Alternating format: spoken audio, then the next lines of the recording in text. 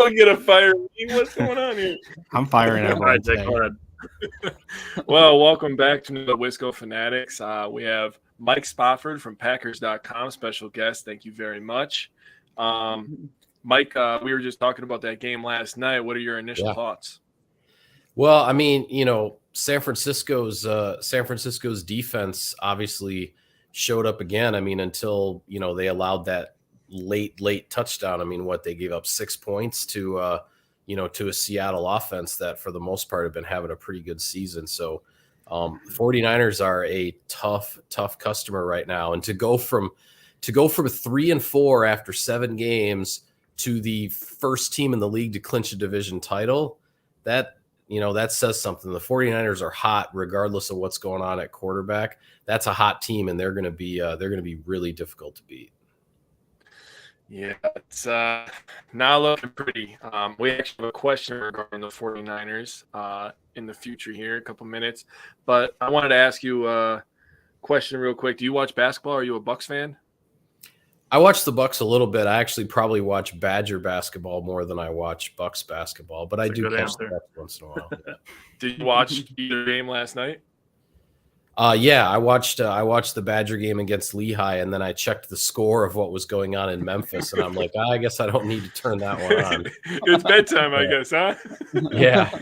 Yeah, I went right to the NFL game after Badger basketball was over. Yeah, I watched a little bit of the Bucks game, and it was getting chippy at first, and they were making shots, and we weren't. And I was kind of like, yeah, guess I'm watching football too tonight. But that was a great game last night. Simon, Bryant, you guys watched that game? What'd you guys think? Yeah, I watched it. I thought it was a really the way we were just talking about. Kyle Shanahan just schemes up that offense. It's so well put together, and I would agree that the 49ers are probably the team to beat because their defense is just so nasty. Obviously we were all rooting for 49ers last night. That's hard to say, but that just Packers needed another Seahawks loss. So, hey, go Niners last night, I guess. They play the Chiefs next, so that'll probably be the next Seahawks loss that we need and we get. So hopefully the chips start falling. We're going to be Commanders fans on Monday night, though, or Sunday night, I mean, and we'll be Packers fans on Monday night. Yes, we will. All right, so first question, and this involves getting to the playoffs, is what is the reason that fans should want to make the playoffs over getting a higher draft pick?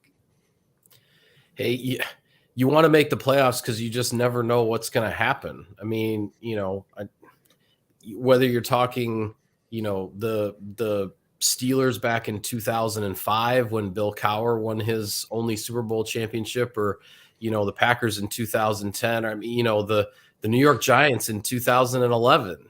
I mean, if you get in, you just never know because it comes down to who gets hot, who gets the breaks, who gets the calls, which way the ball bounces. If you have a chance to get in the playoffs, you want to be able to take that chance and roll the dice. And I mean, you play this.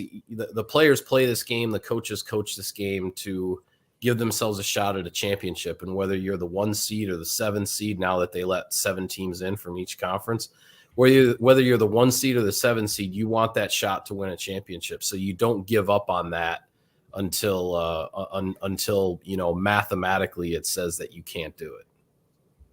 For sure. Thank you so much for that answer, because we've been trying to beat that horse. So this question came about because I saw a stat that said if the 49ers and Vikings both went out, that the Vikings would get the 2 seed. If the Packers got the last seed, we would be going to San Francisco to play the 49ers in the first round of the playoffs. So if the Packers do make the playoffs, how confident do you feel with a matchup against the 49ers or the Vikings?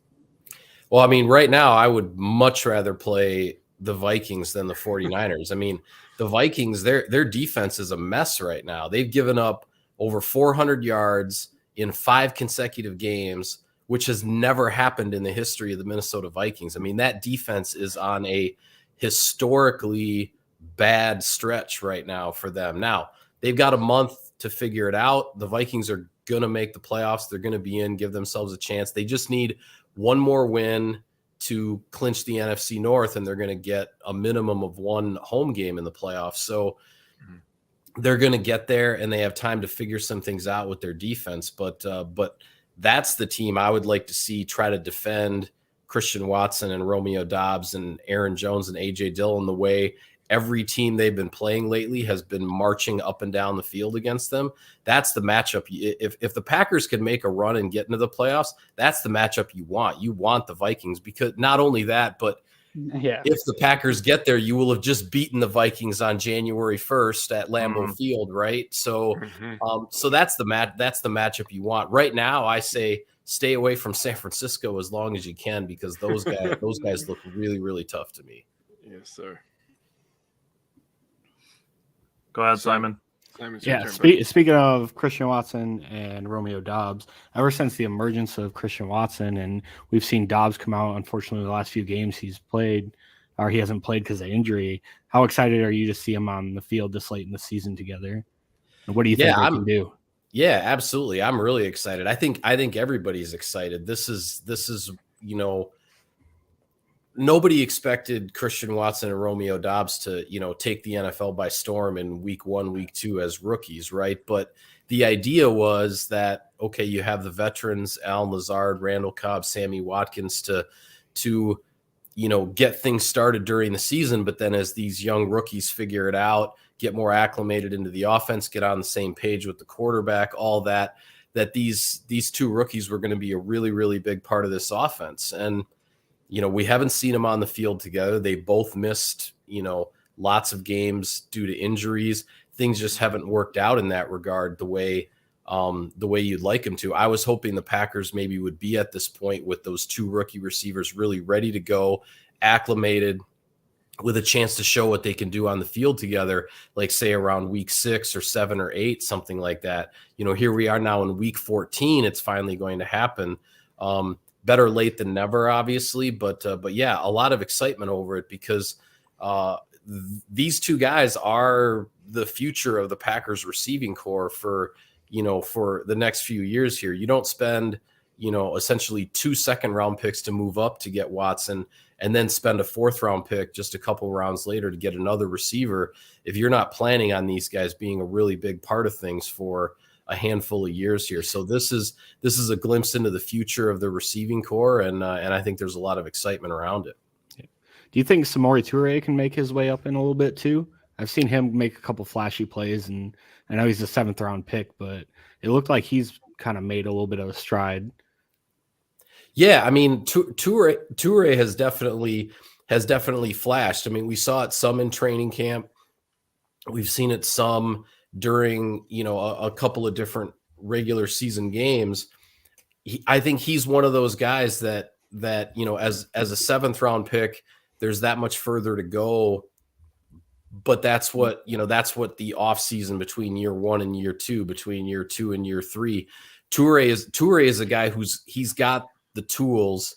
And I think the longer he sticks around and really learns this offense, learns from the guys in front of him, I think there's definitely potential there. No doubt about it. I mean, his speed, I mean, everybody talks about Christian Watson's speed, and that's absolutely undeniable. Samori Toure is a lot faster than people give him credit for. He's got a quickness, the sort of that short burst type of quickness that showed up on the field during training camp when he was kind of feeling his way and learning this offense. So I'm curious to see what he ends up doing, what he ends up becoming down the road, because there are definitely some tools there for a guy who was taken in the 7th round.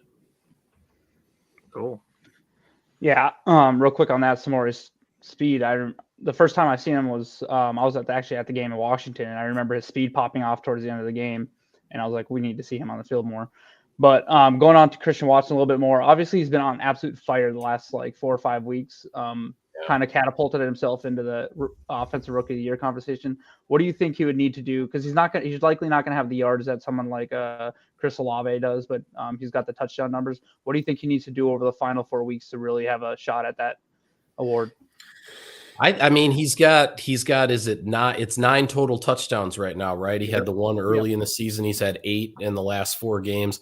So he's got 9 total touchdowns. I mean, as a rookie, if you get up into that, 12 or 13 touchdown range by the time it's all said and done, I'm not sure how much the receptions and the yardage matter. You get in the end zone that many times your first year in the NFL, especially with the number of games that he missed. I think he definitely needs to be in that conversation. I guess I'll put it at, a dozen touchdowns. If he gets to a dozen touchdowns, I think he gets serious consideration regardless of where his receptions and yardage, would compare to, say Olave or, if you're looking at Kenneth Walker from Seattle, the running back, like his production, I think all those guys are really, really good candidates for the award, but everybody's got, a few games left. So, statistically the numbers, things can change here over the last few weeks. And if Watson keeps finding the end zone, his candidacy will be serious for that award. We call that the Christian corner. He just needs to find that like 3 or 4 more times. That left side of that end zone. They're in the left corner of the end zone. Yeah. So. All right. So I'm gonna pop up a fan question here. It says there's no sense to go to the playoffs. We can't stop the running game of the Eagles or the number 1 defense. Come on, in and out. The best for us is to lose the rest of the games and be in the first 10 picks of the next draft. Just being realistic. Sorry, that's not my mentality. It's never going to be my mentality. I mean, the Packers got Rashawn Gary with the 12th overall pick. They got Jair Alexander with the 18th overall pick. Yeah, everybody would love to have a top 10 pick. It increases your odds. But there are plenty of busts in the top 10. There are plenty of really good players that are taken in the bottom half of the first round. To play or to lose for the draft pick, not worth it. The draft is as big a crapshoot as the playoffs. So if you're going to play, if you're going to go into this crapshoot kind of stuff, give me the playoffs. Give me the dice. Let me roll them in the playoffs, and then we'll do the same in the draft anyway. That's the way I look at it. Thank you so much. I've been picking on Bears fans for months, dude. I've been picking on Bears fans for months. I'm like, oh, you guys want to lose so you guys can draft another quarterback that you're going to draft in 4 more years? It's like, come on, man. It's ridiculous to want to lose. I don't understand that mentality at all. I don't know. You can't build a loser mentality and expect success around a football team. You can't. Exactly. I mean, as a Packer fan, I realized 2011 was 11 years ago now, which just makes me feel old, but the New York Giants were 9-7. The Green Bay Packers were 15-1. Who won the Super Bowl that year? The New York Giants did. You just don't know. You have to get in. You have to give yourself a chance, and you don't give that chance away. If you have a shot, you go for it. That's the bottom line. Yeah.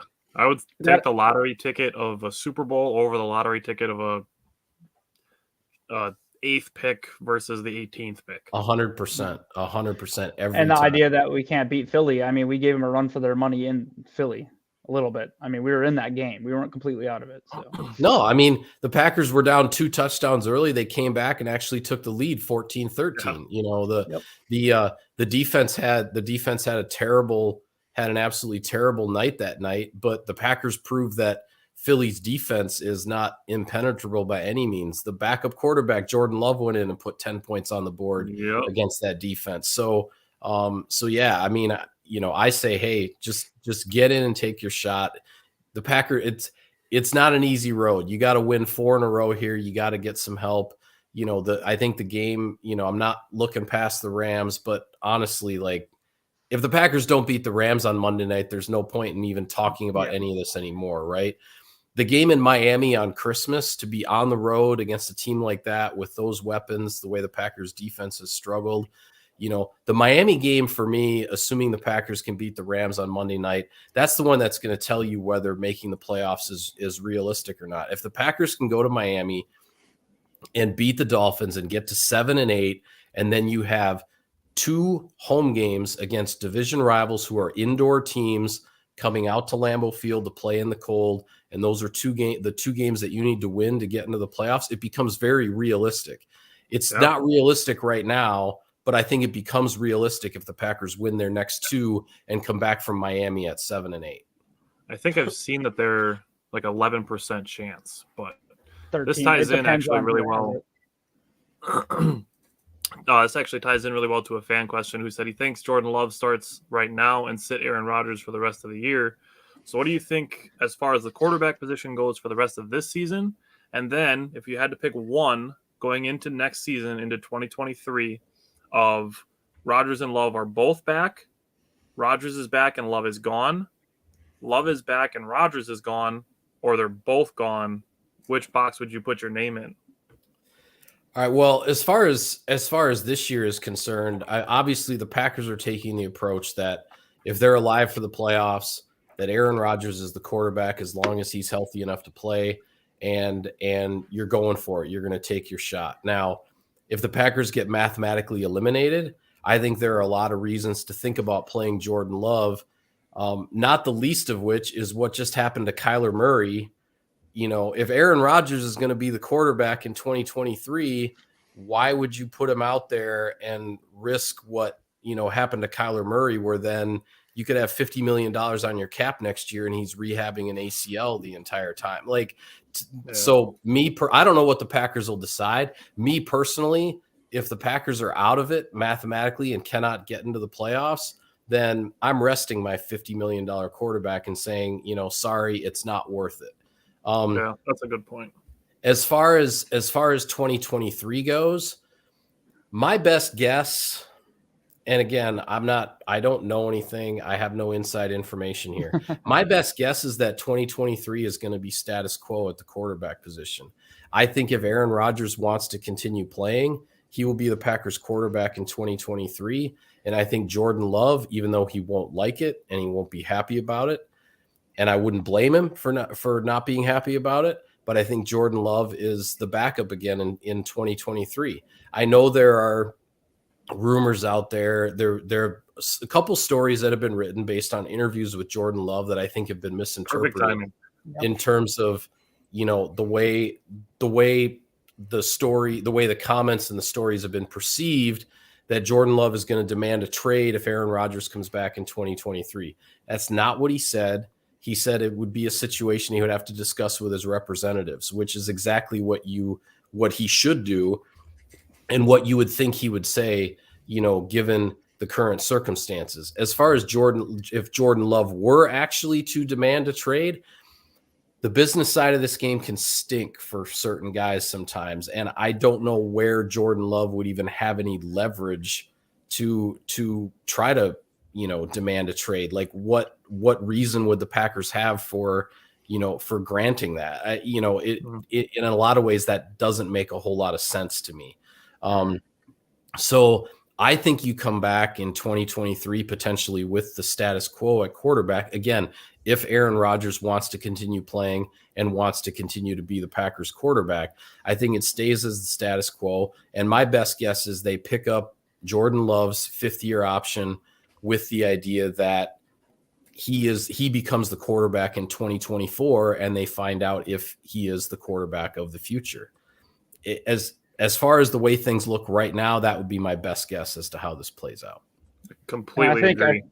I think having Jordan Love having 20 whatever million guaranteed that fifth year would probably ease the pain a little bit of sitting, having to sit another year. I don't know why fans would want, what do they expect? I seen that article as well. Do they want him to say, yeah, I'm excited to sit again? No, you want the guy to want to play. Yeah, so. yeah.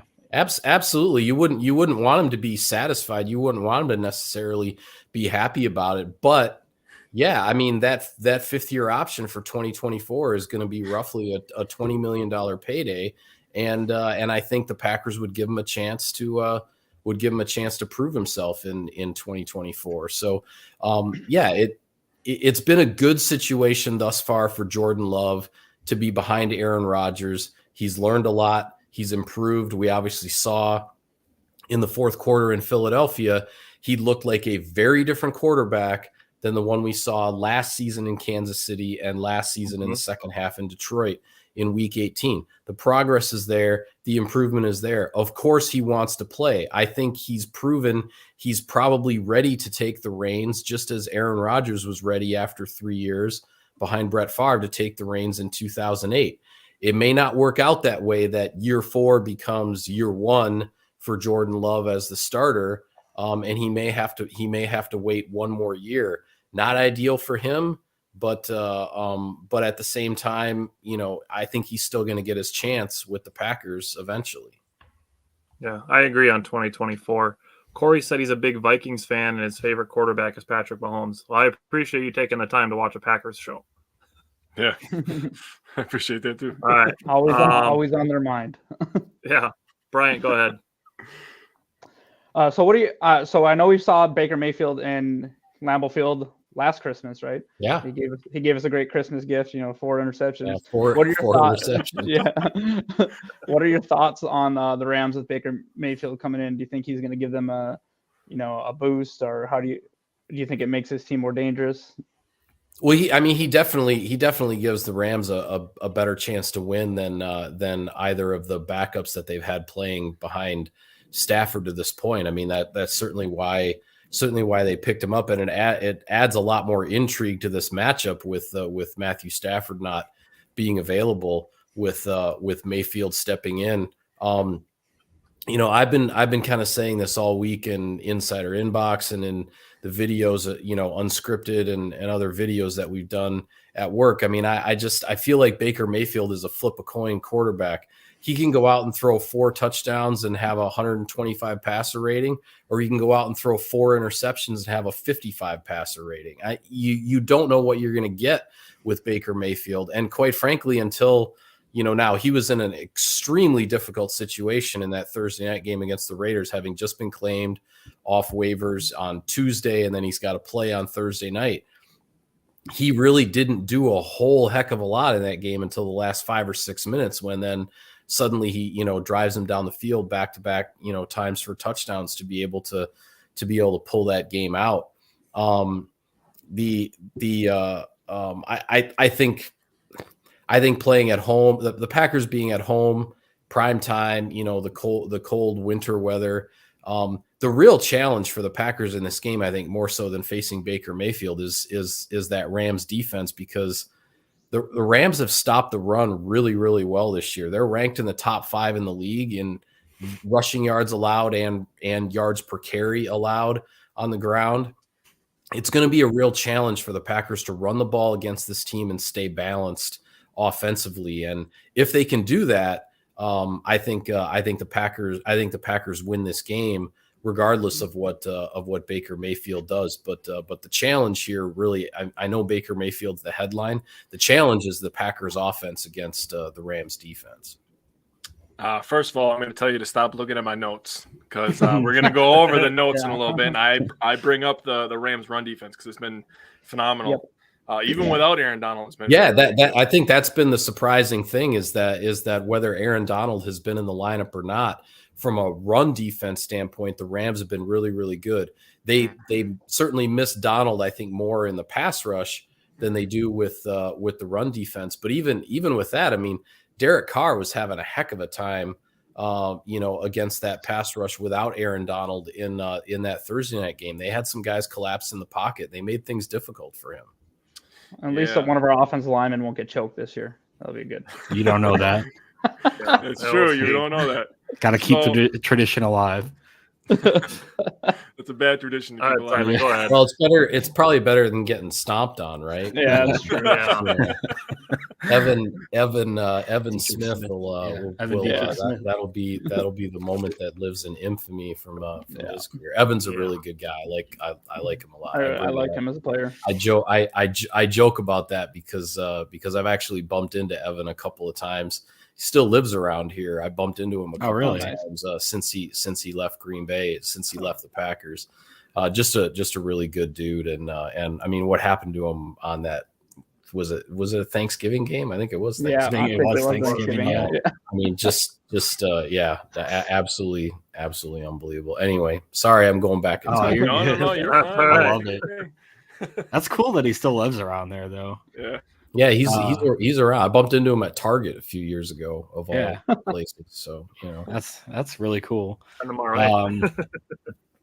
All right, so kind of the way we do things on the show is we like to give 2 score predictions. We like to give one from our head, where we kind of take all of the analysis and kind of put it together and come up with a realistic score prediction. And when we do one from our heart, where if Green Bay does everything right, this will be the score. So we call it one from the head, one from the heart. What do you got? Which one do you want first? Head first. We always go Head with head first. first. The head. Head Okay, first, the head is first. Okay. My head says because nothing has come easy to the Packers this year at all. But I think they go into this game as the better team and with a lot more going for them. My head says that they will, at home in prime time, in the cold against a warm weather team, they will find a way. They will find a way to pull this game out, and it will be something like 27-23. Now, my heart says if the Packers are going to get on a run here and really start to put it together and build whatever fashion momentum exists on a week-to-week basis in this league and find that somehow, Baker Mayfield's going to throw him some interceptions. The Packers, with all their receivers healthy, the running backs healthy, the offense is going to find and do what it needs to do. And this game is going to be something more like 34-17.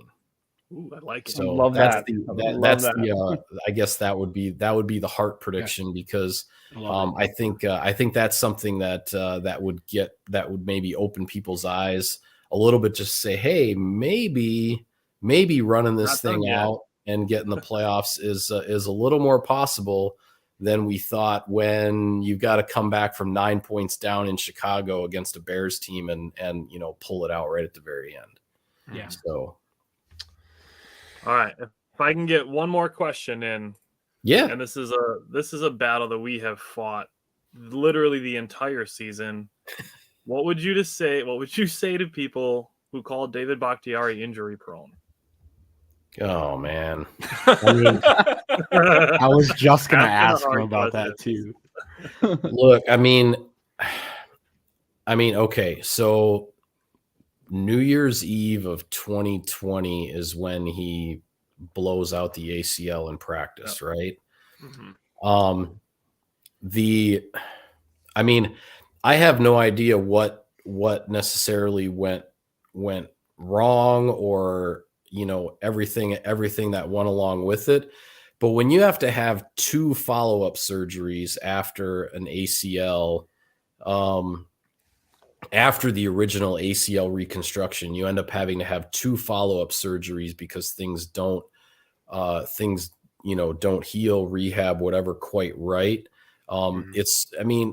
It sort of becomes all bets are off at that point, right? I mean, how do you really know? How do you really know where a guy is at? I mean, this is a guy who's in his 10th year in the league. He was drafted in 2013. These aren't 23, 24-year-old knees anymore. I don't like that. I don't like that label to begin with, but I certainly don't like it if you're applying it to somebody who's had an ACL reconstruction and follow-up surgeries after that. To me, the label of injury prone is more of like the soft tissue stuff, the stuff that would maybe count as the preventable injuries, like pulling a hamstring or pulling a calf muscle or, things like that. I mean, when guys get tackled and their ankle gets destroyed, and they have to sit out for 4 or 5 weeks. I mean, Romeo Dobbs.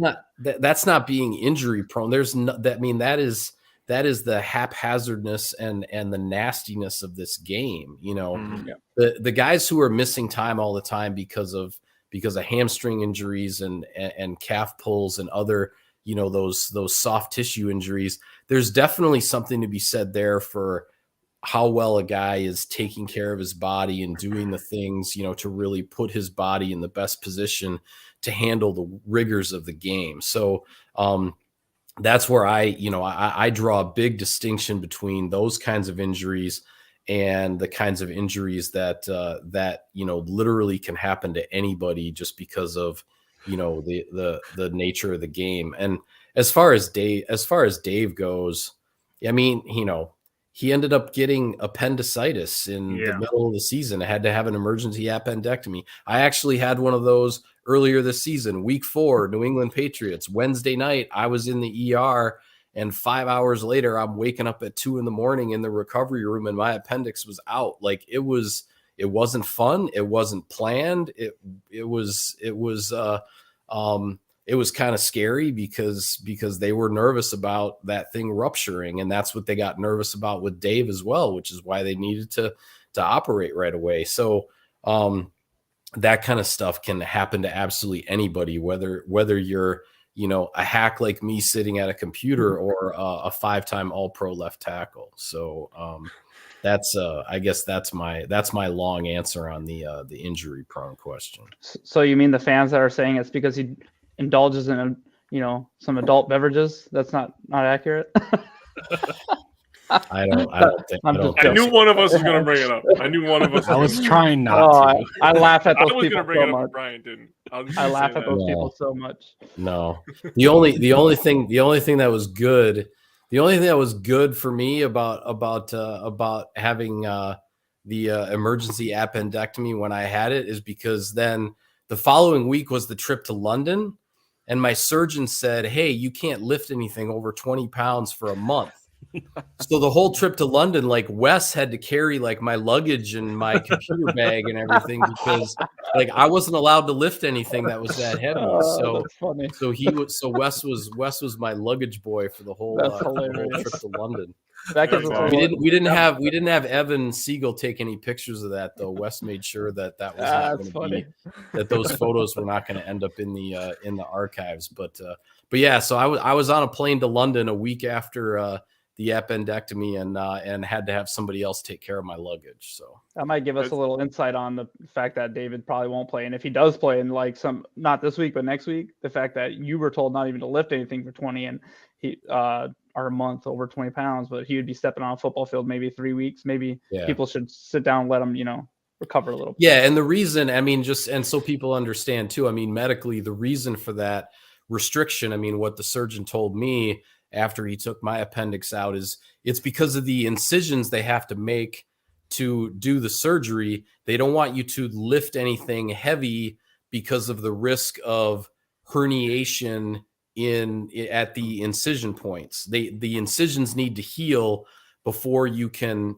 strain yourself with those kind of, lifting and pulling, weights and things like that. So, now, what the restriction is going to be on a 300-pound NFL football player, I don't know. I don't know if it's any different for me or for somebody like him, or if there are ways to quote unquote rehab that and maybe shorten the time frame. I don't know any of those answers. But when I heard that Dave was having an emergency appendectomy, to me, I was like, well, that's going to be multiple weeks at a minimum before he's going to be able to go out there and block a 285-pound edge rusher, to protect Aaron Rodgers. I won't lie. I've enjoyed watching Zach Tom though. He's a stud. Impressive young football player who, honestly, from a pure physical standpoint, like body type, body size, he doesn't even look like he's fully grown into his body yet. I think I think he's got a chance to grow both physically and, in his game in general. People forget in a lot of ways. If you want to go back and look at pictures in 2013 of David Bakhtiari as a rookie 4th round draft pick playing tackle in the NFL. His body looked a lot different just a few years later than it did as a rookie, and Zach Tom could put himself on that same kind of path from a physical standpoint. Don't get me too excited now, buddy. So I just thought of this random question because I just wanted to know. You can give me a top 3, a top 5, doesn't matter. I want to know your favorite players to interview over your career. Oh, wow. Favorite players to interview. This is more of a question about you. So I was interested in this. Yeah. I'll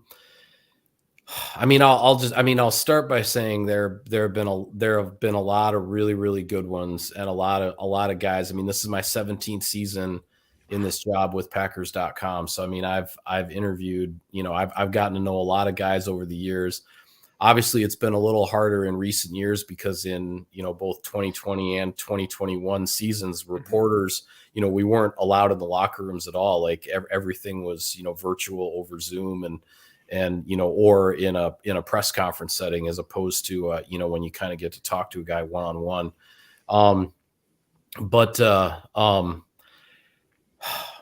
it's really, I mean, it's really hard to pick the guys who come to mind. The guys who come to mind first for me are Tramon Williams, Aaron Jones, love that. Charles Woodson. Oh boy.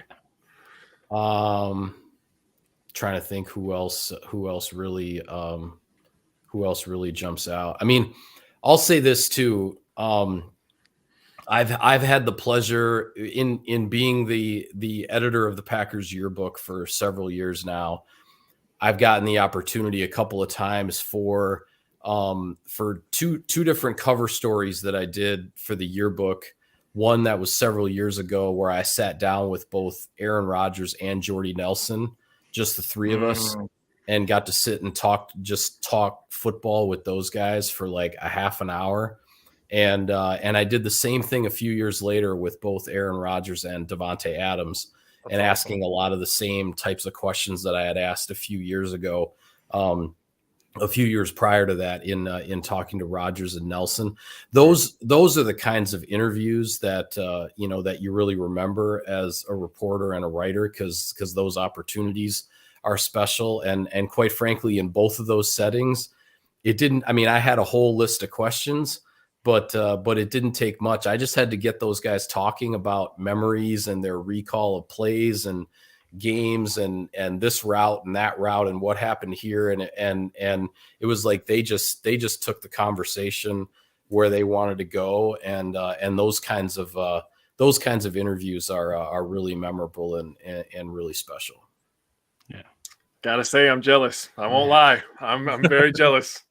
All right. Well, we appreciate you very, very much for taking the time to join us. We'd love to have you back anytime during the rest of the season and during the off season. And we get super heavy into draft prep, so we'd love to have you with that too.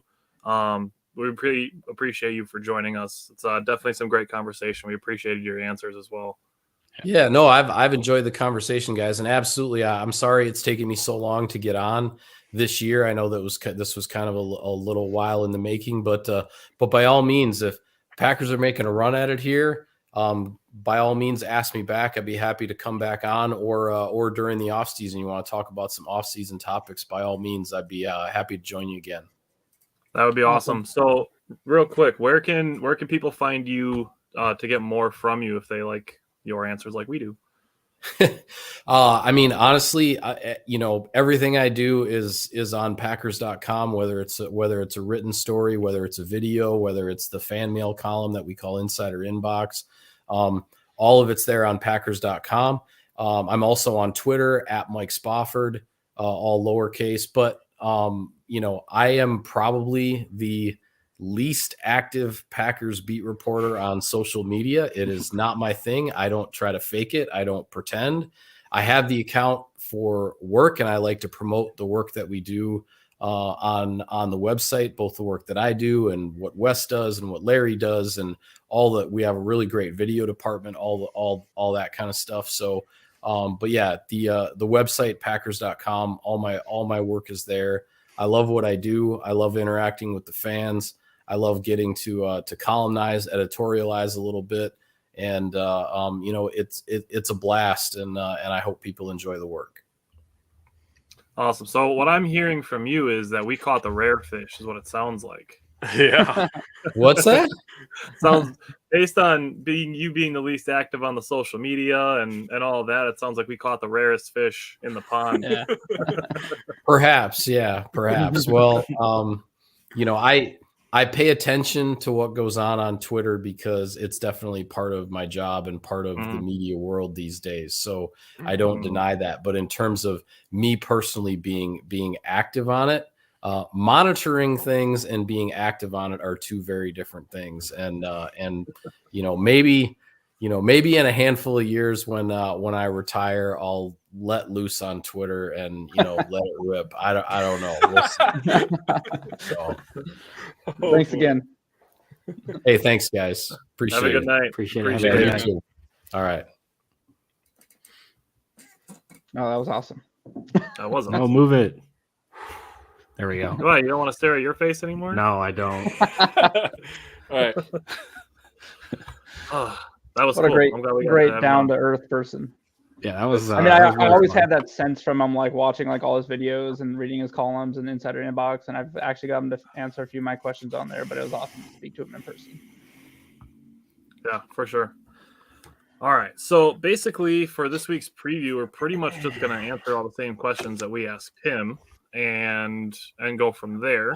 So going back to the top of the list, so let's go in a circle. What are the reasons you guys think we should want to make the playoffs over having a higher draft pick? For me, aside from the stuff that Mike said, in addition to that, my big thing is getting the rookies some playoff experience, getting the young guys some playoff experience, getting Christian Watson and Romeo Dobbs and Quay Walker, get them some playoff experience. Kingsley Adigbari, Devontae White, getting those guys some playoff experience to me is also a big part of why they should want to make the playoffs, regardless of the outcome of whatever game they end up playing in.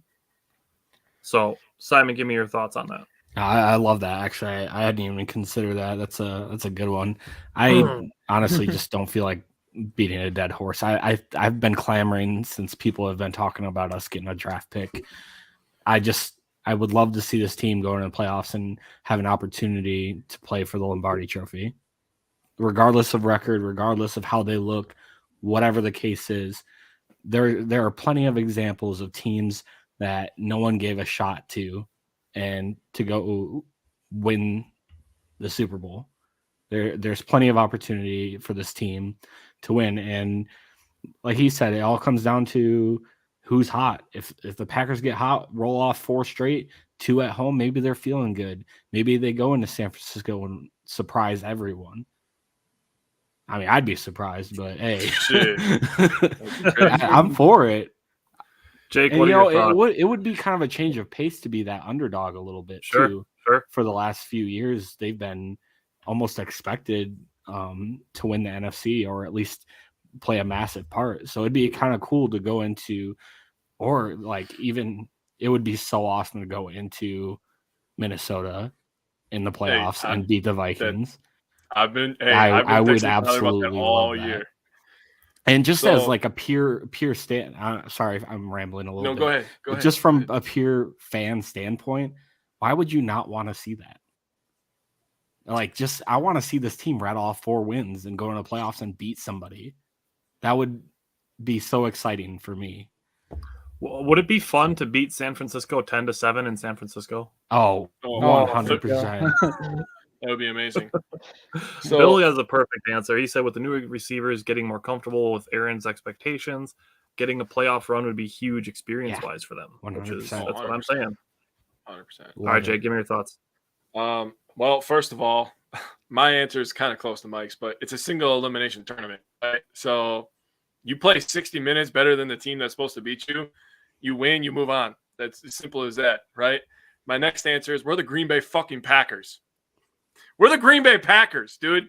We play in Title Town, dude. We don't play for draft picks. We play for the Lombardi Trophy. Oh, by the way, Lombardi coached the Packers, if you weren't aware of that. We don't play to lose. We play to win. We have Aaron freaking Rodgers for $50 million a year. He's the highest paid player per season. So we're gonna go for it. We're gonna go for the win. We're gonna go for the title, and that's what's gonna happen. They're going for it. They're not gonna mail it in. All right, Brian, what are your thoughts? Yeah, just pretty much what everyone else said. Like that, you're gonna bring up these rookies. If people are talking, if we're gonna enter a rebuild, do you want to enter a rebuild with the rookies thinking, okay, we're gonna have a loser mentality around here? I don't. Even if I'm not saying we're gonna do that, but why would you want a loser mentality? That's what teams like the Bears and have been through, or you know what I mean? Lions for the last the Lions, exactly. And look at the Lions are all pounding their chest that they might actually reach 500 this year. Like that's how bad they have been because they've had a loser mentality for so long. So. Yep. That's a good answer as well. Okay, so we kind of touched on this a little bit already, but if the Packers make it, it sounds like we all want to beat the Vikings and or the 49ers, but is there anything else you guys want to add on that thought? No. I will say this. I'm just going to make this real short. Yes, I would like to beat the 49ers. That would be amazing. So we could end all those jokes. but I so badly want to go into Minnesota and just clock them right upside the head. Something like what the Cowboys did to them, just embarrass them on their field. Or the Eagles. Aaron Rodgers just gets to yell, "I own you my whole life" to them as well. Think about that moment, dude. Oh, I would bask in that moment for years. Defeated would Vikings fans be if my God. they're calling our season over? Somehow we sneak in the playoffs and then we end their season. Even if we don't do anything else after that, like they can't say anything. They couldn't say anything. I would be the most hated man on Twitter because there would be so many people I'd be going after. I would get blocked so many times that day. I don't care. So to also answer this question, if the Packers go on a tear and win these next 4 games, I would feel okay going into the playoffs. Like I would feel okay. Something's got to be going right if they're winning. Something's got to be going right. I would feel pretty okay. This is one thing I was thinking about this week, though. Yeah, we're getting there, but just like this has been the whole Packers season, right? Even the Rams, they get them off 10 days rest. We play on a Monday night. Miami plays tomorrow, so they're going to have 2 more days rest than us, and we have to travel. Like, it's just always like our backs against the wall, but if we can push through this and make the playoffs, I feel like we could upset at least a team, and I hope it's the Vikings. I mean, I don't care about that, but I was going to say Rodgers, talked about how his thumb's feeling better and his ribs are feeling better. So we're really going to find some shit out on Monday night if his thumb is actually feeling better and he starts slinging that thing on target to Romeo Doubs, who has some underrated speed. You heard Samara Toure has some underrated speed. We know that Watson has all the speed. So, I mean, if Rodgers is throwing on target and on time to those guys leading those to the house, I don't know, man. I feel good going into Miami. I really do. I mean, I don't know. I'm getting too excited. I think we're going to run this table here, man. I really feel it. David said if we win 4, David said if we win 4 and make it, he'd have to say anything is possible. And that's the point. Anything is possible. You can listen. How many times do you hear that something is 1 in a million and it happens, or it's a miracle or whatever it be? And we're looking at right now, an 11 out of 100 chance of the Packers making it into the playoffs. Depending on what site you look at and stuff. But I mean, if you look at I've seen estimates of running the table that the Packers' chances of making the playoffs jumps up to like between 45 and 55%. Yeah. With Seattle's loss last night, I think it's like in the 70s 50. Now. That's if we run the table. That's if we run the table. If we win out. So, and then you're looking at a 50-50 shot. You're looking at a coin flip at that point. Like, you're and looking at the games other teams have, I think it's higher than a coin flip. I think I would be really surprised if we didn't make it if we run the table. Agreed. Yeah. Okay. So this is something that I've been excited about and I've been hoping for, and I kind of figured it was going to end up being after the bye. I'm so excited to see Christian Watson and Romeo Doubs on the field together. I saw the statistic that they have spent less than 10% of offensive snaps on the field together, and I'm ready to see it be 100 for the rest of the season. I through the roof is where I would say my excitement to see these two together is. Simon, what are you thinking about Watson and Doubs together? Yeah, I mean, this has kind of been the focus like the whole season is the receiving core. And it's cool to see Doubs have a couple good games. It sucks that he got hurt. And then Watson has been on a tear. And now we finally get to see both those rookies kind of come on the field and see what they can do together when they've had more of a time to develop. And I'm excited. Jake, what are you thinking? I'm gonna play off Simon. I'm gonna take it at this angle. When Watson was getting hurt, we saw Doubs kind of be the more featured rookie, where he got to be, the mouth that was, feeding us. And then when Doubs has been hurt, Watson went on a tear, right? So he's been the guy that's, been getting all the love. So both of them together, you got to think about this. Lazard is kind of the middle intermediate guy, right? So he can kind of take the middle. He can one-on-one. He gets those tough first downs, those third fours when we're running RPOs, right? Doubs can do it all. We've thrown deep, we've thrown intermediate, we've thrown short. And Watson, we think of him as a speedster, right? But he also has really impressed everybody as a red zone threat. So you get all three guys on the field at the same time with that running back duo, healthy Aaron Rodgers. I think this offense is looking good. I think all my focus is on the defense now if we're going to run the table. That's fair. Bryant, what are you thinking about Watson and Dobbs? Yeah, you said we've only seen them on the field 10%, less than 10% of snaps. We haven't seen them on the field together, playing at their top of playing well for 0 snaps. It's Yes. unfortunate that they're already talking. Well, I want this. Obviously, Dobbs is a long-term plan. It already sounds like they're kind of tempering expectations, saying that he might, be limited this game week. But if he can get 20, 30 snaps, I'm really interested to see what they start opening up for each other, or even someone like Alan Lazard or Randall Cobb. Oh, dude, picture Watson and Dobbs running deep crossing routes together. Oh, yeah. So gonna have to get my favorite GIF ready for that. I got Simon to laugh. Yes. Bernard asked, "What do you guys think about Rodgers' hand signals?" I don't think about him. I think it's almost a non-story. What hand signals is he talking about? Oh, so there was a piece written by The Athletic today where Rodgers, you know what I'm talking about now? No, but it probably sounds stupid. So basically, It's they're Athletic, saying, I think Amari Rodgers went on record saying it was difficult. Well, no, this is something else. Never mind. Anyways, it was a report that was saying that Rodgers pretty much has all these hand signals that he uses, and he'll test the rookie or he'll test the wide receivers on Saturdays, but there's no actual way to learn his hand signals. And sometimes he uses hand signals that he's used in prior years. So they don't teach them because they don't want the other teams to catch on. So EQ talked about it. Kylan Hill also talked about it. So they test them on Saturdays like he's in a lot of practice, and the coaches don't know about it. So that's what makes it crazy. I don't think much of this, to be honest. I agree. I can see how. So a bunch of unsuccessful players are complaining about it, is what you're telling me? Hey, and there was also a piece where Amari Rodgers said it was difficult to approach Aaron Rodgers. Maybe because Aaron Rodgers got sick of him fumbling all the time and costing them games. Regardless, I don't think much of this. I don't know. What do you mean, Bryant? Amari Rodgers' success this past week proves that Aaron Rodgers needs to be cut. Yes. I forgot that super reputable outlet wrote that story. Did you see what happened after I challenged him? I was like, "Hey, huh?"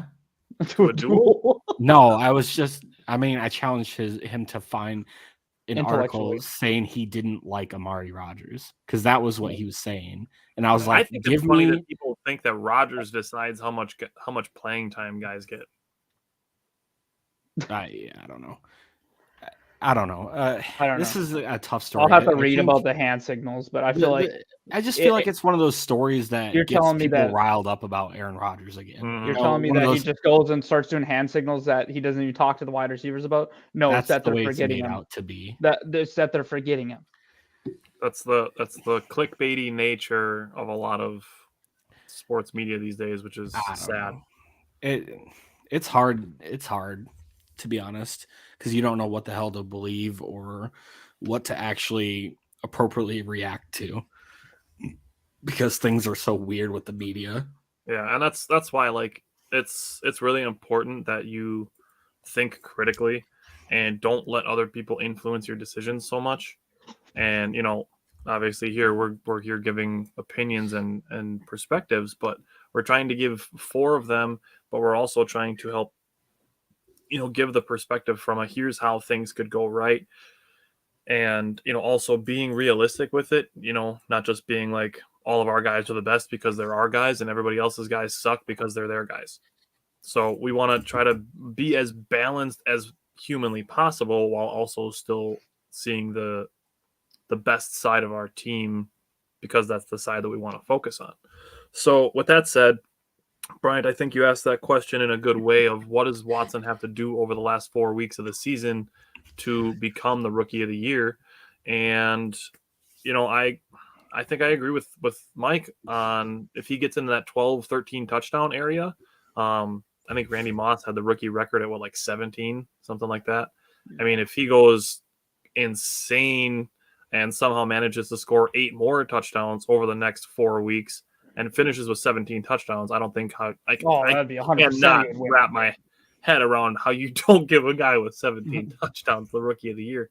Well, he's sixth in the league right now with touchdowns for receptions. So right, my opinion on what he has to do to win rookie of the year is if he has even just solid games over the next 4 weeks, and the Packers make the playoffs, and the Jets don't, and the Saints obviously aren't, and the Seahawks don't. The Texans obviously aren't, so Dameon Pierce wouldn't get it at that point either. Like, if the Packers make the playoffs and those 4 teams don't, and Watson is part of that, that's what I think he needs to do over the last 4 weeks. Bryant, what do you think? yeah, I think Mike hit it on the head. If he finishes something like, even if he only has like 600 yards, I say only, that's still a lot because he's going to add to his, 75 yards rushing. So say 650 all-purpose yards or whatever. But and he missing hits 3 games. Yeah, and he hits like 12 or 13 touchdowns. It would be hard to take it away from him. And I mean total touchdowns. Now, if he hits 12 or 13 receiving, I don't think you can. I think it's a wrap, right? Because that would be 15 total touchdowns on the season. Yeah. But I'm going to be pulling for him because I think 1 a week is doable for him because I think he just is that explosive. Well, he can score from anywhere is the point we're pretty much making. And when we get that close, like we've seen those crossing routes he's scoring on, like he gets open like that in the red zone. Mm-hmm. So yeah, one false step by the cornerback and it's over. Exactly. All right, Jake, what do you think Watson has to do over the next 4 weeks? He just has to be Christian Watson, continue to score touchdowns, and it'll speak for itself. I'm with that. Simon, what do you think? I don't think I have anything else to add, to be honest. Just if he has a few good games and he scores a couple more touchdowns, I think he's in it. I think he's at least he's already in it for sure. I mean, I just meant like guys. And Dameon Pierce has slowed down a little bit. He's going to still finish over 1,000 yards for sure. So he definitely will be a big challenge next week. I think I saw too. Dameon Pierce. Yeah, he's close. Yeah. Yeah. So I really liked the answer that Mike gave too when we talked about Jordan Love. Was that I don't think there's any truth to the trade rumors. Like he's learning from Aaron Rodgers, and to me, Gutekunst saying I'll save that for the next part, but strictly on the trade rumors, on that alone, why would the Packers trade him? Even if that was true, which I don't think it is true, because I think they're going to be telling him like, hey, as soon as Rodgers is done, like you're the guy, like all you have to do is sit here and learn from the greatest quarterback to play the game of football. At least as far as playing the game of football. I say this all the time that Brady's the most accomplished, but Rodgers is the best football player. I truly believe that. So, I mean, you tell Jordan Love, like, hey, 1 more year, and then it's your show. I don't think there's any truth to the trade rumors. I don't know if any of you guys think that there is. I don't think so. I think this is people building or adding to it. You know what I mean? Taking his words and twisting it. What's he supposed to say? No, I want to sit on the bench. No, I don't want to start. No, it's not hard for me watching everyone I was drafted with actually getting time playing, or that Mr. Irrelevant starting for a team this year. But there's guys that were drafted ahead of him that are already out of the league. Yeah, exactly.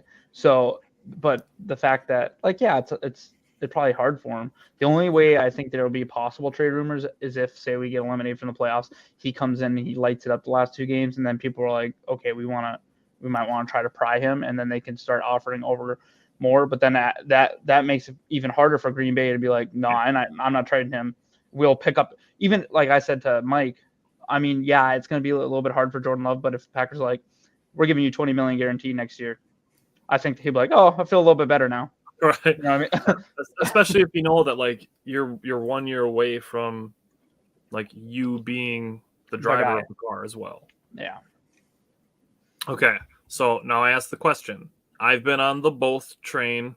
I'm pretty sure Jake's been on the both train as well. But yes. If you had to pick, if both are back, Rodgers is back and Love isn't, or Love is back and Rodgers isn't, or neither are back, Simon, which of those boxes would you put your name in? Yeah, I was gonna kind of make the same point that Bryant just made. Because Gutekunst already said they've seen enough of Love. I think they've already made their decision on keeping him. Now, Love, like Mike said, Love's going to go talk to his representative and see what the best move is for him. Yep. But I still think no team is going to offer enough that Green Bay is going to be like, yes. Like, we're not going to get like a Russell Wilson. It would have to be like 2 first-round picks. Anything less than I think you say no. But I don't think any team would offer that. Exactly. No.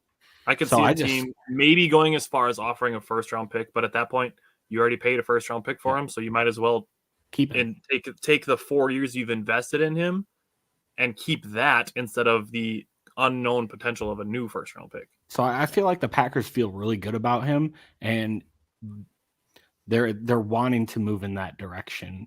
Yeah. And I mean, this is just me in my opinion. So obviously I probably know just as much as everyone else here or some of you guys listening, but I feel like it's going to be both. They're both going to stick around next year, and then they're going to offer Love a 5th-year option, and he's going to take it. And then they'll give him the reins probably the year after when they have an out on Rodgers' contract. Yep. I agree. Yeah. So Bill said until Jordan Love actually verifies any of this, I think it's the media trying to generate a story. That's exactly what it is. True.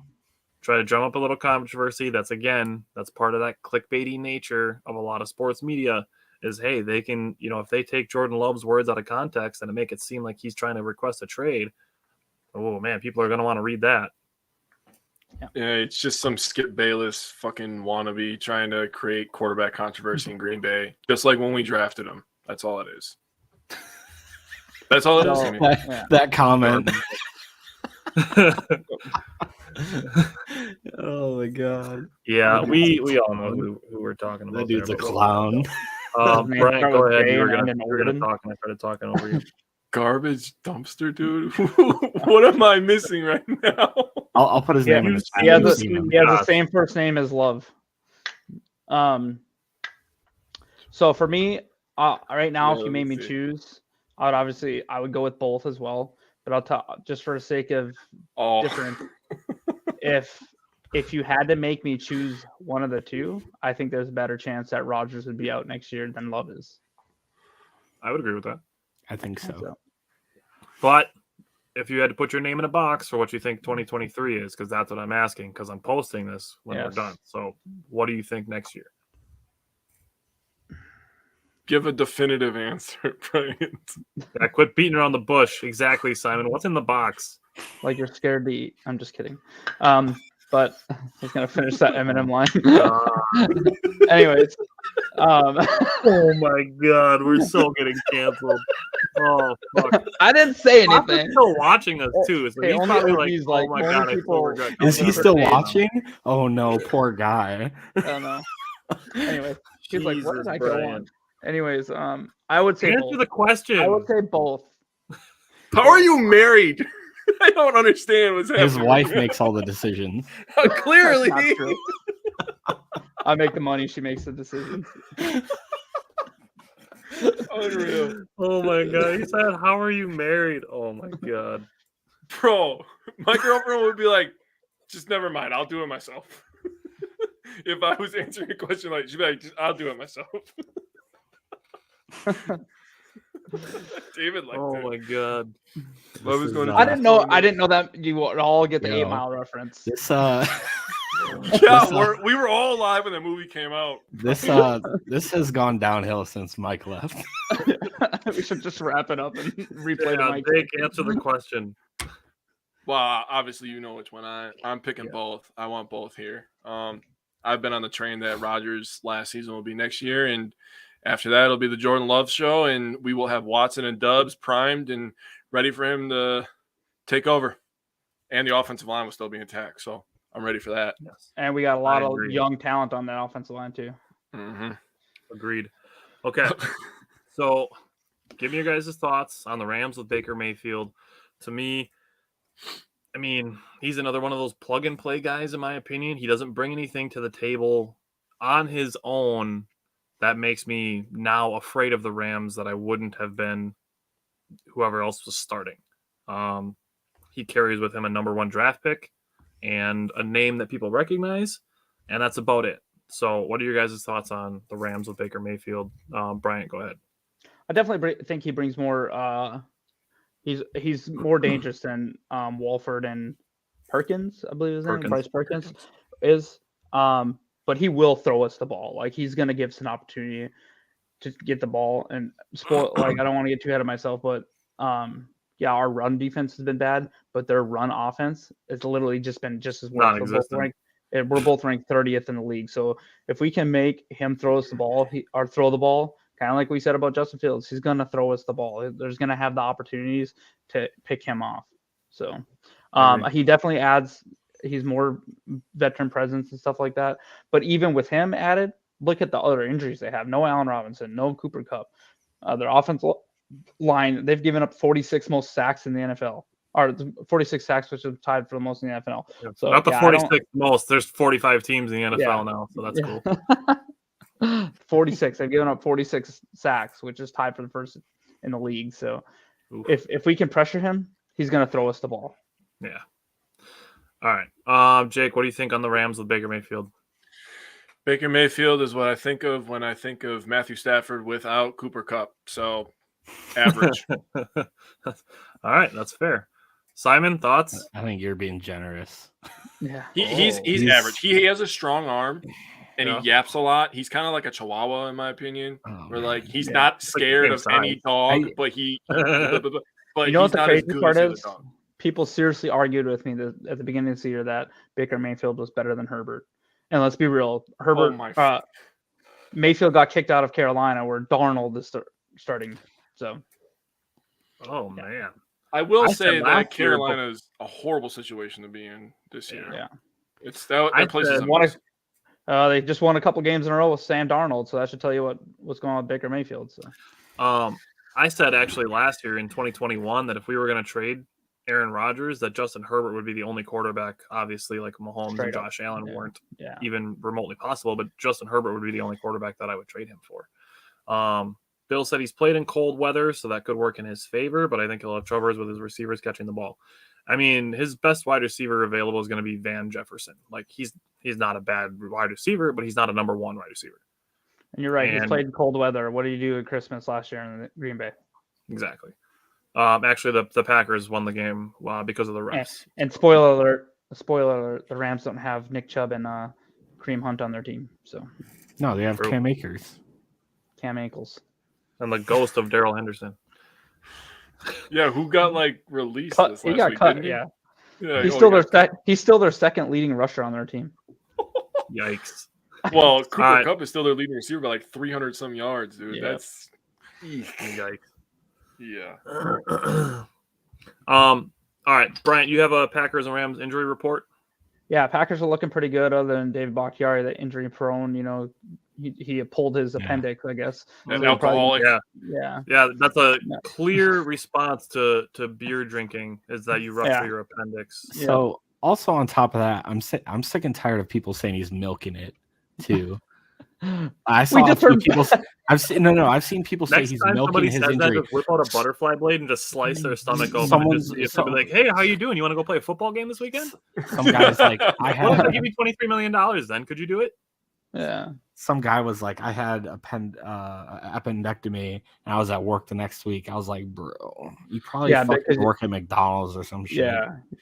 Also, I think you have to cut through core muscle to get to the appendix to remove it. If I'm not mistaken, I'm not a doctor, but even like Mike said, that was great insight. Like I didn't know that. Obviously, we had no idea that Spofford had his appendix removed, but the fact that he couldn't lift 20 pounds for a month, I get it that Bakhtiari and football players are a different creature, but this is like not even 2 weeks removed from surgery. He's not so he's not going to play, and I'm fine with that.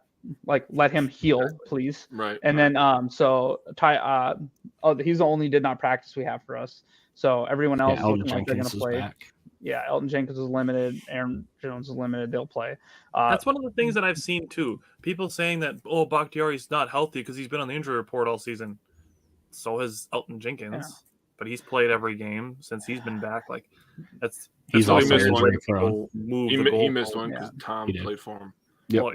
Well, but I mean, people just have no consistency. Guys being listed apparently makes them injury prone and not fully healthy, even though they're actually playing games. Oh, it's now 3 years too. Yeah. Yeah, Bro, for- I saw Yeah, that I on see Twitter. that. I saw that on Twitter, and then the next guy like bumped his comment and was talking about it's because he's busy drinking beer at Bucks games. I'm like, that's it. I'm just blocking this guy, and I've never talked to him in my life because There you I go. don't need any of that. Rodgers, we know what the injury was, and it didn't happen 3 years ago. Even though we are still 15 days away from it even being 2 years since it happened. But he's missed 3 seasons, guys. 3 seasons, yeah, because he missed I get- one playoff game Yeah. and So dumb. a season and 3 games. I guess- That'll I You guess know what the- I really I think guess it is about the beer drinking? It's The 'cause, football you know, seasons run like the Bachelor series. You know, there's 15 seasons a year. Oh god. You watch a lot of Because The Bachelor, Brian? No. he probably does. Wisconsinites are like really big on drinking, and like David Bakhtiari is amazing at chugging a beer. So I think all those people are just jealous of him. Yeah. That's what I think. It's just Anyways, back to the injury report. So for the Rams, they have did not practice again as Marquise Copeland, another defensive tackle. There's obviously Aaron Donald. We know he's not tackling. A linebacker, Travin Howard, defensive back David Long, and then Wolford. We knew he's gonna miss it. They have a few people limited, but it's early yet, so they'll probably end up playing. But that interior defensive line, even though they continue to play good with their other players, is a little beat up. So, and not having to, I don't care what anyone, what the other players are doing, not having to face Aaron Donald is a plus. All right. So on that note, is there anything you guys want to say about the Packers offense versus the Rams defense? Is there anything else you guys want to throw out there? Jake, you want to go? I think you were alluding to it earlier, and I don't want to take it. Do you want me to get into my matchup right now? I don't know. Is that the Good direction matchup. you want to go? Yeah, sure. Okay. Okay. That's Give me your matchup. That's what I'm ready for. So my matchup, it does involve Christian Watson, but it involves a Rams safety, not Jalen Ramsey. Rams safety, Nick Scott, number 33. He's given up 34 of 42 attempts his way. That is 81%. He has 9 missed tackles, and he's given up 3 touchdowns. So when I talk about beating this Rams team with our offense, one thing that I want to talk about is the Packers are 1-7 in games. They don't run for 175 rush yards. That's a lot. They're 1-7 in those games. So just hold on a second.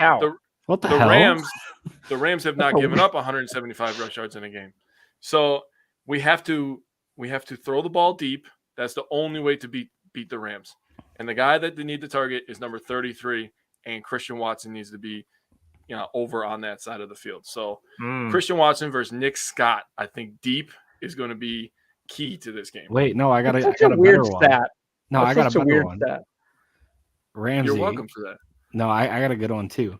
Jalen Ramsey, 46 of 67 for 579 yards and 7 touchdowns. Yep, I saw that too. He's been not that great in coverage this year. He gets beat deep a lot too. Yeah. So you say Christian Watson versus safety. I'm fine with Christian Watson versus Jalen Ramsey. But at the line, I think that Ramsey might be able to take him off his timing. Yeah. That's the only reason I see didn't that. pick Ramsey. And he gets super physical, and that's why a guy like DK can own him, because DK is strong enough to get off that stuff. I mean, Watson's a big boy too. He is, but he's a skinny big boy. You know what I'm saying? I don't know that he's that skinny, to be honest. He's pretty skinny. He's only 207 pounds. He's not like Not like he's a super slot receiver. lean, but he's like he's not that built either. I mean, put him next to DK Metcalf. Okay, Yeah, that's all I'm saying. Put him next Put to anybody MVS. next to DK Metcalf. I mean, that's fair. But, I just want to see Jalen Ramsey get burned again. I'm here for it too. So, David wants to see Watson on Ramsey too. Jake, I want to give you credit for this because I think you brought up a really interesting point on having Watson taking that top off the defense and then using Aaron Jones on the underneath stuff. For me, as we're talking about matchups, is I want to see how the Packers work in the running backs, knowing that the Rams have a stout front seven. So we've actually seen quite a bit of A.J. Dillon catching the ball the last couple weeks. And every time we say cold weather game, everybody's thinking, oh, A.J. Dillon game. Because this is why the Packers kept him and drafted him and let Jamal Williams go, is to use him in these games where you can punish defenses by just having this giant mammoth dude just pounding at your defense for 60 minutes. So this is, for me, I'm watching the running backs to see how they're incorporated not only in the running game, but also in the short passing game, getting them out in some space. Bryant, what is your matchup? I'm sorry, I just seen Simon's comment. So my matchup is AJ Dillon and Aaron Jones versus Bobby Wagner and Ernest Jones. If the Packers can establish a running game against this defense and get the play action stuff working, we're going to be in good shape. So one of the things I wanted to say about their defense is, yeah, they've been decent earlier in the year, but in 4 of the last 5 games, they've given up 26 plus points. They're not great in the pass game, but they are where they're bottom half of the league in pass yards allowed per game, top 5 in rush yards per game. It was really weird. They're actually very similar to Green Bay's defense. We both give up 7.3 yards average. We both allowed 18 touchdowns in the air. They've had 9 interceptions. We have 10 interceptions. They have 26 sacks. We have 24 sacks. So pretty balanced. But I think if we can establish a run game and get that play action working, you might see that big Watson touchdown or Dobbs. If Watson is taking the top off, Dobbs or Lazard might work the middle of the field a lot more and open up a lot. Maybe of even Bobby Tunyon in there. Yeah. Simon, what's your matchup? Yeah, I had Ramsey and any receiver. All right. Is there anything you guys want to throw out there about the Packers' defense against the Rams' offense? Or do we want to go right into matchups on that as well? I think I had something. Give me a second. I kind of have something. Okay. I will say I feel like since Gary's been out, it's been tough sledding for the pass rush a little bit. Gary still leads the team in pressures. And he's been out the last 4 or 5 weeks. Well, 4.5 really. And so we're 26th in sacks per game. So I think the defense has to find a way to get home against a kind of shuffled O-line. I was looking at the Rams roster, and they've had so many people play on the offensive line. It's been a revolving door of guys in and out of the lineup. Didn't they have a different starting offensive line for like the first 11 weeks of the season? It was something like that. I think it was that. Yeah, that sounds right. Something like that. It was a disgusting thing. They've been plagued with injuries up front. Yeah. So I would love to see someone other than Preston Smith, because he's been pretty steady going this year. I would love to see getting there, but yeah, I agree. And I would love to see him get a little more consistently get pressures in. He's been good for a guy that come in the 5th round, and kind of no one really had expectations for him before the season.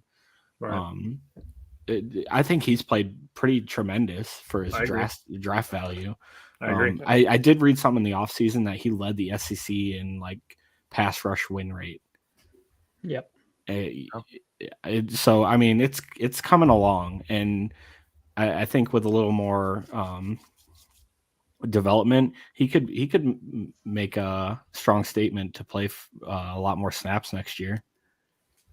Yeah. So that was the point I kind of said earlier.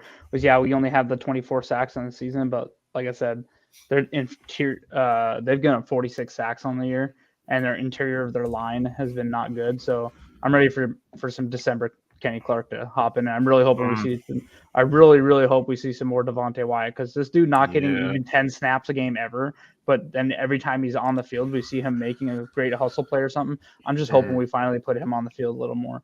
We talked about that a bit last week, actually. Yeah. So that's good to bring that up again. Jake, is there anything you want to say before we do that? Yeah, so I always read the ESPN little articles that they put together for all the matchups, and then they predict the score and stuff. And I don't look at the score because I'm like, I don't want to see what you guys think, because I want to make my own opinion on stuff that I do my research on. So the one thing that they wrote in here to what to watch for is the Packers defense has allowed 4 straight opponents to top 400 yards in a game 4 straight times, right? So they're in danger to allowing that to happen for the fifth straight game for the first time since 1983. Which is what Mike just said, that the Vikings defense has done it 5 games in a row. Yeah, so we're in danger of doing that for 5 straight games. Yeah. And in the same stretch, the Rams offense is ranked 30th in yards per game as well. So What's going to win out, bad offense or bad defense? I think that's going to be a very even offense. I think this game's going to come down to Aaron Rodgers is going to dictate the pace of this game, and that makes me feel very good. And last thing is Rams offense have lost 7 fumbles. I feel we have lost 8, so we've lost our share too. But I just think this weather is going to be a serious issue for them. So if we can get some hits on Baker Mayfield, there's a chance we can. I know he hasn't been part of that, those fumbles lost or whatever because he hasn't been there. But if we can hit him, get some hits on these players, there might be a chance for a ball to hit the ground. Sure. All right, Brian, give me your matchup you're watching. So I put Kenner 30th ranked rushing defense, stop the 30th ranked rushing offense, and like I said, I'll be watching December Kenny Clark and hopefully more Devontae Wyatt and versus the below average interior Rams offensive line. If we can slow down that run game, it's going to be a long game for them, I think. Sure. Jake, what's your matchup? I have Sean McVay versus Joe Barry. That's what's going to dictate the ball. That side of the ball is Joe Barry going to play soft and let Baker Mayfield get easy completions? Is he going to come at him and speed him up? Remains to be seen. But if it was me with those wide receivers, it's a cold night at Lambeau. I'm going to get Baker. I know your answer to your question, Jake, because we've seen him do it with Ryan Tannehill and Justin Fields already, unfortunately. So I think that's one of the problems that we're going to be pounding our fists on the table because they're going to be playing soft and letting him make easy completions. So I really hope they don't do that, but I hope you're right. I hope it finally changes. Justin Fields is a little bit different because of his play style, but I get what you're saying. Yeah. Simon, what's your matchup? Yeah, I just had any other pass rusher versus the Rams O-line. I think there's great opportunity for someone else to make a play other than Preston Smith. So Justin Hollins and Enoch Barr, guys like that. Yeah, revenge game. I'm for it. So guys like that, maybe Jonathan Garvin gets a few plays, whatever. I want to throw a dark horse in here on the pass rush. With Baker not being a super mobile quarterback, maybe we get a Quay Walker sack in this game. They send him on about 2 or 3 blitzes a game, not a lot. I like that too. He only needs to win 1 to get 1. And just think their interior of their offensive line is their weak point. If you have Devontae Wyatt or Jaron Reed and Kenny Clark pushing up the middle, and then you have Quay Walker flying in, and who would it be? Like Cam Akers, he's a smaller running back, right? Trying to block him before getting to Baker. I agree with Jake there. Tyler, absolutely a chance for a sack there. I would love to see matchup. I'm actually watching Rudy Ford against Baker Mayfield. We've seen Rudy Ford. We actually saw Keyshawn Nixon make an interception last week, but I'm going to see if Rudy Ford can get back into the interception game. If you're looking at maybe a Van Jefferson or even like a Tutu Atwell who's going to try to get behind the Packers defense, if Rudy Ford can bait Baker into making one of those deep throws and go steal it. How much playing time you think we see from Savage now that he's looking to return? That'll be interesting. I don't know, but on your note about the safeties, I feel like we all need an Adrian Amos interception, man. I feel like we need that in our lives. I would honestly listen. Like I would love an Adrian Amos interception. I'd rather see Adrian Amos get a sack. Or just he's had one this year, right? I think he had one. It's probably one running him out of bounds though, or something like that. I don't think. Yeah. I don't remember Adrian Amos. He has one sack on the year. He probably ran like just Josh Allen out of bounds, like a yard loss or something. Let me look up the game. The game log. All right, you do that while Jake gives us the weather report. It was versus Dallas. So the weather report that I look at is on weather.com. And weather.com tells me it's going to be 7 degrees on Sunday night. Monday night? Good thing this is Monday night. That's right. Sorry, I keep messing that up this week, man. Every time I have a conversation about, I'm like, Sunday night. I've never been to a Monday night game, so this will be my first one. Me either. Wait. I think I've been to one. You've been to one? I've never been to a Monday night game, so this will throw my. For some reason, I thought it was a Sunday night game, but I think it was a Monday night. Yeah, it was a Monday. No, I've been to one Monday night game. I've been to a couple Sunday night games, but anyways, Monday night says it's going to be 7 degrees. There is a little chance of snow, but I don't think it's going to really affect anything. I mean, if it snowed during the game at Lambeau, Tyler, have you ever been to a game where it snowed? It was snowing the game we were at this year, Dillhole. Was it really? Really light. No, it was not. Yes, it was. It was light, but it was snowing during the Tennessee game. That doesn't count. That's some bullshit. I don't think it's really gonna. I don't think the snow is really gonna matter. But it looks beautiful coming down. The Monday night game that I was at, it was Packers Falcons. And yes, Bill, it your is wife full and of sons shit. are going. That's sick. Trying to think Nice. of the games I've Bill been to. I don't think Cosby I've been did to a good. Monday night game. Oh, Justin See, was there too. Justin Oh, said it was snowing. I don't I remember. thought you it went to a snowing. Monday night game in Chicago, Simon. Or that You're must have been a fired. Sunday game. I really Was it don't a remember. Monday night game? I This can't is going to be remember. Tyler's weather report from now on. Hold you're on, fired. because that was last year, right? Yeah. Before we met in Yeah. for the Washington game. Okay, everybody just gang up on me because I don't remember the damn No, it snow. was that was definitely Brittany not said it because was it was the snowing middle too. of the day. Oh, okay. That's how I feel. People, All you're the All worst weatherman ever. you guys have keys to victory that you would like to throw out. Oh no. I kind of That's already it's said okay. I it. was just asking. Yeah, I think a Otherwise, lot we of our can do- matchups. Actually, are never kinda mind. like It's that. different. Yeah, Mine's I the think, win. Mine was win the turnover battle. Both these teams have had negative turnover ratios. Like I said last year, Baker played in the Cole. He threw 4 interceptions. So I think if we can win the turnover ratio, our battle, or even tie it, this type of game is where if we tie it, we win. I think. So I kind of All right, got Brian, one how now many that I'm Simon just says you thinking have this about week? it. Hold on, I got one. I would All right, love go to ahead. see this team not come out slow after a bye. The last few years have been kind of sluggish coming out of a bye, Yeah. and it's kind of not looked good. So I'd love for the team to just come out, take the ball, and score, or get a turnover on defense or something. Start out fast. it'd be nice. So to stay on brand with the show, I will say our record doesn't allow us to have a mindset to come out slow. We got to have the mindset that we Yeah. have to win and we Yeah. have to play full 60 minutes. So Yep. I Well, guess like- that not trying to say your idea was bad or anything, but I'm just saying, in terms of, wanting to make the playoffs, they have to come out and they Yeah, have to throw that's punches. fair. Well, it's like when Play- David asked us last week what we think our record prediction for the rest of the season is going to be. Like I said, 4-0 because we can't settle for anything less. Yeah. And I kind of hope the players reward Matt because he didn't, like, a lot of times, like Aaron mentioned, he's like, we had full week, like we didn't have to do like little practices or anything during the bye week. Like Matt gave them and all the way through Monday, and they didn't report till Tuesday. Like Monday was considered a travel day or whatever. Like they had a lot of extra time on this bye week, it sounds like. So I'm hoping they they come out ready, and I believe they will. They know because they can't, right? Their backs against the wall. So Exactly. All right, Brian, how many Simon says you have this week? only 4. One of them's a little more unrelated. All right. I'm telling him the rule since he's back there. Leave him back there real quick. Bryant, you get 2. You get 1 on offense and 1 on defense. That is the new rule that me and Tyler. So why don't you tell me the rule instead of just We just made it kicking up me out? like Wow, last week. I feel We like just this made is it the up. hand Okay. signal all over again. Yeah. Thanks a lot. I'm just Well played. Amari Rogers outcast. Well played. When we first only came have up one. with this segment, it was going to be 1 each, and Nope, Brian's I just have like I have 2 Brian's on like, each. fuck I the missed last rules. week, so I have 2 offense, 2 Oh, defense. there we All go. right, Give that's up. fair. making That's up for fair. I'll lost give you that. time. I'll give you Okay, just rattle them all off. Just rattle them all Yeah. off. Okay, Watson beats Ramsey for a 40-plus yard touchdown. Yes, Okay. thumbs up. Okay, that's 1. Romeo Dubs has 50 yards and scores a touchdown on his return to the lineup. Ah, you're a dick. I'll take that one. Yes. No, you don't think so? I think he'll get a touchdown. I don't think he's getting 50 Oh yards. yeah. Limited snaps might be a little tough. Okay. I'll Kenny still take Clark- it. Fuck it. yeah. I'm for it. Kenny Clark has 1.5 sacks. Ooh, no. I say Okay. yes to that one. And then this Say is the one 1. I that, don't know if like, I'd go as far as this 1 is a really bold one, but Jair has 2 interceptions. No. Actually, I don't know. I'm gonna think about that one. I'm not answering that one yet.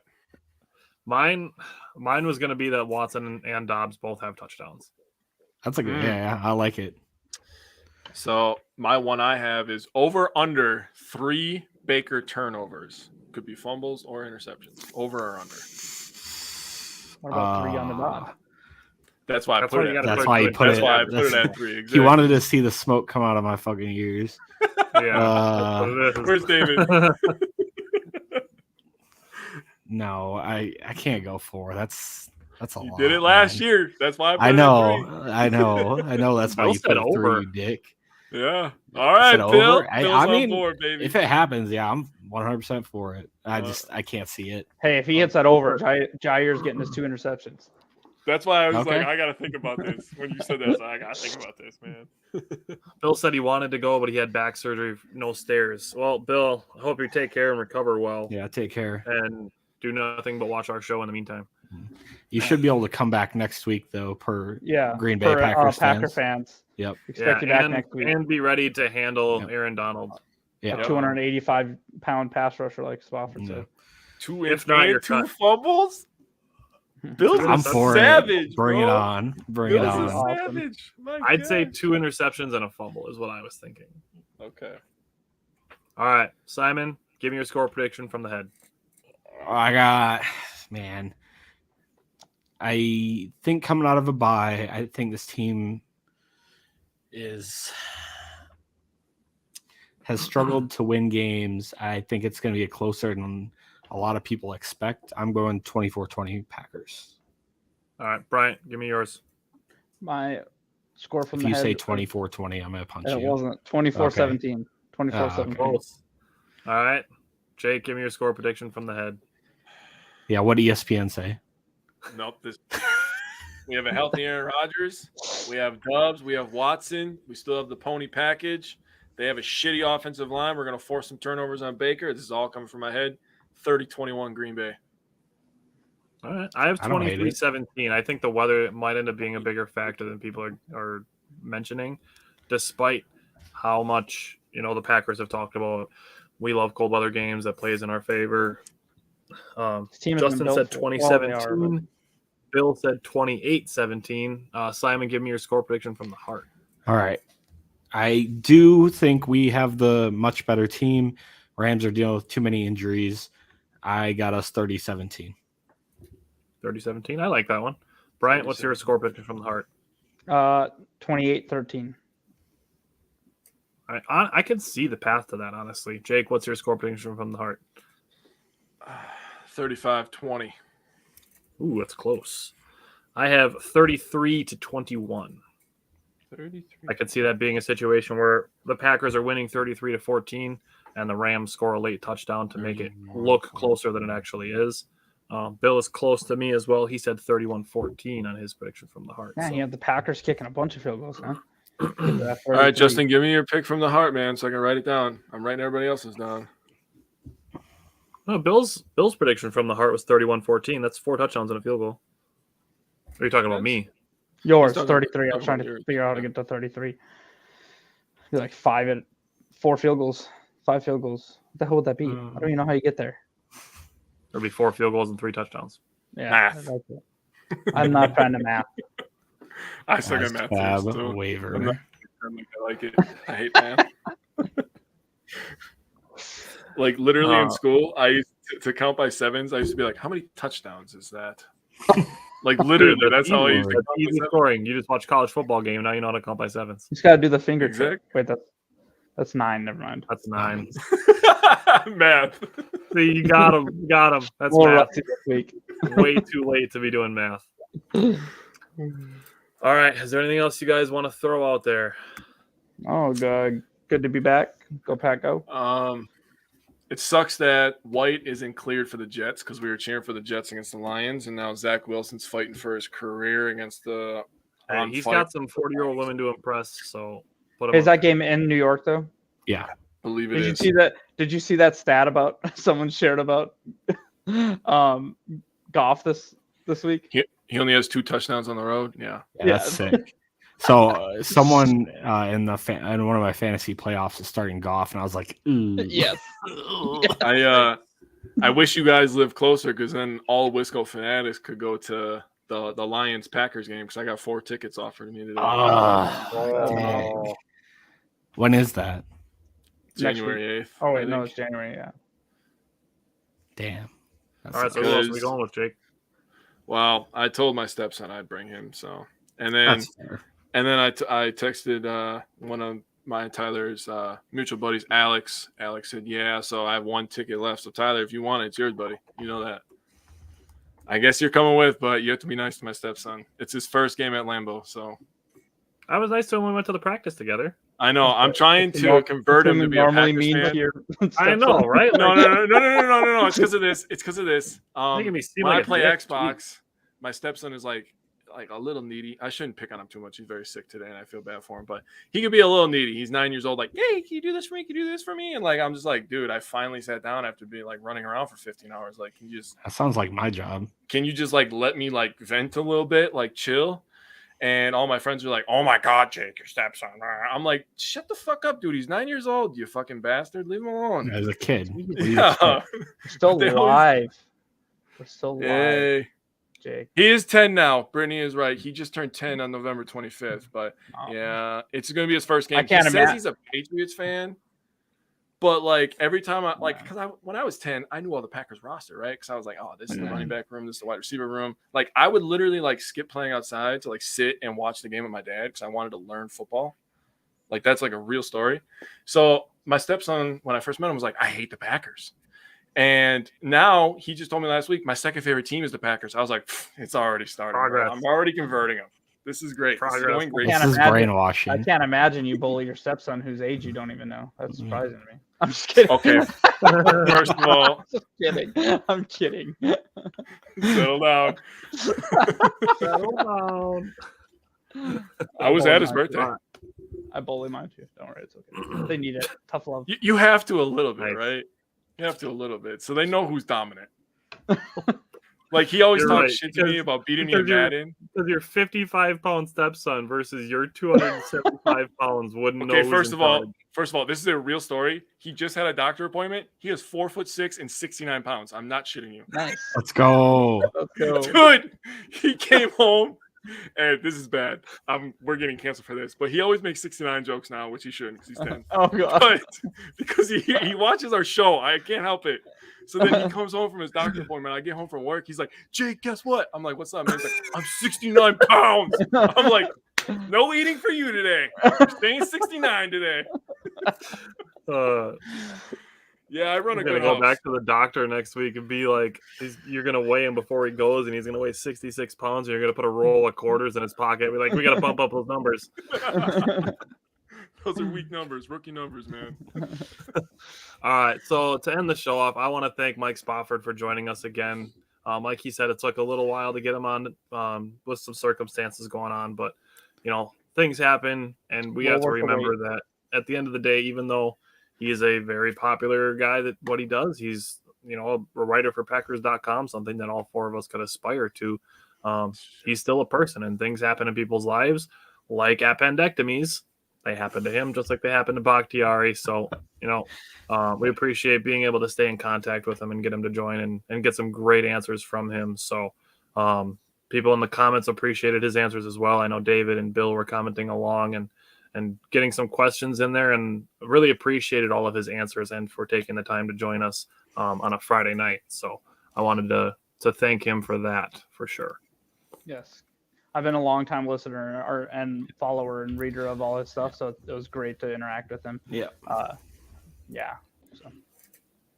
Alrighty. Well, we will, I'm sure, talk during the game, and then I will see you guys next week. Yes. Go Pack, go. Peace. Go Pack, go.